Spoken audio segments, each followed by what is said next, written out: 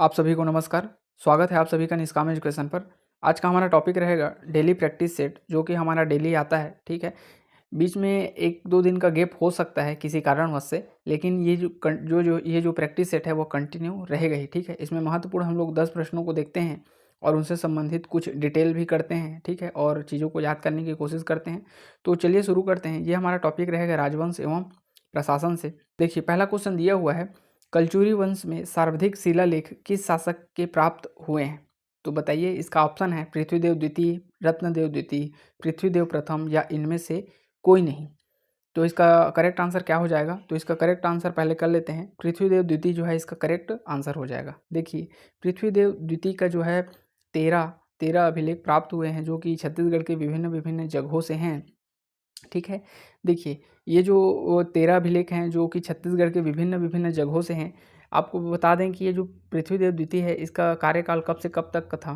तो देखिए, 335 से लेकर के 1135 से लेकर के 1165 तक का इसका शासनकाल था। किसका? पृथ्वीदेव द्वितीय का। ठीक है, आपको पृथ्वीदेव द्वितीय के बारे में एक फैक्ट और याद रखना है। इसके समय में इसका जो सामंत है जगपाल देव, कौन था? जगपाल देव, जो कि किसका वंशज था? तो साहिल का वंशज था। इसी ने ही क्या करवाया था? तो जो राजिम में स्थित है राजीव लोचन का मंदिर, इसी का ही क्या करवाया था इसने? जीर्णोद्धार करवाया था। ठीक है, इसके समय में ही और खारंग जलाशय, खड़क तालाब, ये सभी का भी निर्माण करवाया गया था। इसे भी आप नोट कर सकते हैं। ठीक है, तो बढ़ते हैं अगले क्वेश्चन पर। दूसरे नंबर का क्वेश्चन दिया है, तुम्माड़ाधिपति की उपाधि किस शासक के द्वारा धारण किया गया था? देखिए, तुम्माड़ाधिपति की उपाधि किसके द्वारा शासन किया गया था, धारण किया गया था? तो देखिए, इसमें जो है तुम्माड़ाधिपति जो है उटपुटांग लगता है थोड़ा सा, क्योंकि ये जो है करेक्ट आंसर इसका हो जाएगा जाजलदेव द्वितीय। जाजलदेव द्वितीय, जिसका शासन काल जो है 1165 से लेकर के 1168 अर्थात 3 वर्ष तक का ही था। इनके द्वारा जो है इसका शासन, इसका तुम्हाराधिपति की उपाधि का धारण किया गया था। इसके समय में बहुत सारे ऐसे काम हुए जो कि पेपर में पूछे जाते हैं। ठीक है, फैक्ट के रूप में। तो देखिए, इसके समय में इसका करेक्ट आंसर जाजल द्वितीय हो जाएगा, ऑप्शन नंबर ए। इसके समय में एक दो महत्वपूर्ण चीज़ों को आप याद रखिए। सबसे पहले तो याद रखिए चंद्रचूर्ण मंदिर। ठीक है, चंद्रचूर्ण मंदिर का निर्माण करवाया गया था शिवरी नारायण में। कहाँ करवाया गया था? तो शिवरी नारायण में करवाया गया था। शिवरी नारायण में चंद्रचूर्ण मंदिर का निर्माण करवाया गया था इस जाजलदेव द्वितीय के द्वारा। इनके जो सामंत थे, इनका सामंत का नाम क्या था? तो इनके सामंत का नाम था अल्हड़देव। ठीक है, अल्हड़देव, इनके द्वारा ही निर्माण करवाया गया था। ठीक है, अल्हड़देव के द्वारा ही निर्माण करवाया गया था चंद्रचूर्ण मंदिर का शिवरी नारायण में। ठीक है, और ये अल्हड़देव जो है वह शहीद भी हो गए थे कुछ समय बाद। चलिए बढ़ते हैं अगले क्वेश्चन पर। तीसरा नंबर का क्वेश्चन है, नारायणपुर स्थित डूमर महल का निर्माण किस शासक के द्वारा करवाया गया था? नारायणपुर स्थित डूमर महल, देखिए नारायणपुर जो है वह बलौदाबाजार जिले वाला नारायणपुर की बात हो रहा है। ठीक है, बलौदाबाजार जिले वाला नारायणपुर है ये। ठीक है, ना कि आपको नारायणपुर जिला की बात हो रहा है। तो ये बलौदाबाजार में जो है डूमर महल का निर्माण जो है इनके द्वारा करवाया गया, तो पृथ्वीदेव द्वितीय के द्वारा करवाया गया था। पृथ्वीदेव द्वितीय किस ऑप्शन में है? ऑप्शन नंबर डी इसका करेक्ट आंसर हो जाएगा। इनके द्वारा डूमर महल, इसके अलावा धुरजटी मंदिर, ठीक है, धुरजटी मंदिर का भी निर्माण इनके द्वारा करवाया गया था। बढ़ते हैं अगले क्वेश्चन पर। चौथे नंबर का क्वेश्चन है, त्रिपुरी के कलचुरी शासक जय सिंह के समकालीन रतनपुर के कलचुरी शासक कौन थे? तो देखिए, इसका बेहतरीन क्वेश्चन दिया हुआ है। देखिए, जाजलदेव द्वितीय इसका करेक्ट आंसर हो जाएगा। देखिए, हुआ क्या था, ये जो कलचुरी का जो शासक है जय सिंह, और हमारे छत्तीसगढ़ का कलचुरी शासक था जाजलदेव द्वितीय। इन्हीं के समय में क्या हुआ था, शिवरी नारायण के पास, शिवरी नारायण के पास, जो कि जांजगीर चांपा जिला में पड़ता है, इसी शिवरी नारायण के पास जो है दोनों राजघरानों में महत्वपूर्ण युद्ध हुआ था। किनके बीच? ये जय सिंह जो कि त्रिपुरी के शासक थे, जबकि हमारे छत्तीसगढ़ के कलचुरी के शासक थे कौन? जाजलदेव द्वितीय। इन्हीं के समय में भीषण युद्ध हुआ, जिसमें जो है जाजलदेव द्वितीय का, जो इससे पहले क्वेश्चन में बताया था, इसका जो सेनापति था अर्थात इसके जो सामंत थे, उसी का ही क्या हो गया था इसमें, तो ये जो है शहीद हो गए थे। ठीक है, अल्हड़देव जो है इनका नाम था। ठीक है, तो इनका जो पुत्र है आमरदेव, वो भी जो है शहीद हो, वो जो है एकदम छोटे थे।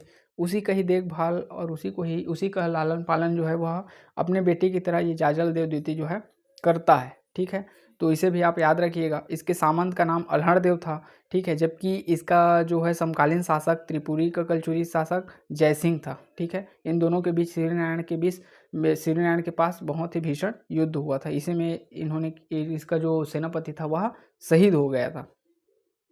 बढ़ते हैं अगले क्वेश्चन पर। अगला क्वेश्चन है, रतनपुर स्थित लक्ष्मी देवी का मंदिर किस शासक के द्वारा निर्माण करवाया गया था? तो देखिए, एक करेक्ट कीजिएगा, ये जो है लक्ष्मी देवी नहीं है, ठीक है, लक्ष्मी देवी नहीं है, लखनी देवी है, ठीक है, लखनी देवी है। इसी लखनी देवी का जो है निर्माण जो है रतनपुर स्थित किनके द्वारा करवाया गया था, उसको आपको बताना है। तो आपके ऑप्शन है रत्नदेव तृतीय, पृथ्वीदेव द्वितीय या इनमें से कोई नहीं। तो इसका करेक्ट आंसर हो जाएगा ऑप्शन नंबर बी, रत्नदेव तृतीय। रत्नदेव तृतीय के द्वारा लखनी मंदिर जो कि रतनपुर स्थित है, इसका निर्माण करवाया गया था। इसके अलावा जो है इनका जो है एक और निर्माण कार्य है, उसको भी याद रखिएगा।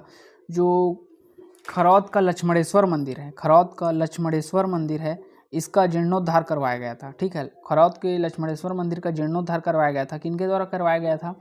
तो इनका एक सामंत था गंगाधर, इन्हीं के द्वारा करवाया गया था, ठीक है। तो इसे भी आप याद रखिए। बढ़ते हैं अगले क्वेश्चन पर। 6वें नंबर का क्वेश्चन है, तांबे के चक्राकार एवं षटकोणाकार सिक्के चलाने का श्रेय किस कलचुरी शासक को जाता है? तो देखिए, तांबे का जो चक्राकार एवं षटकोणाकार सिक्का है, यह जो है प्रतापमल चलाया था, ठीक है, प्रतापमल चलाया था, ठीक है। प्रतापमल से एक फैक्ट को आप और याद रखिए जो कि बहुत ही इंपॉर्टेंट है। देखिए, प्रताप हम लोग नाम सुन रहे हैं तो ऐसा लग रहा है किसी राजा महाराजा का नाम है, ठीक है, राजा महाराजा का नाम है। तो राजा महाराजा लोग क्या खेलते हैं? केबीसी खेलते हैं। इसे बस आप याद रख ले, केबीसी।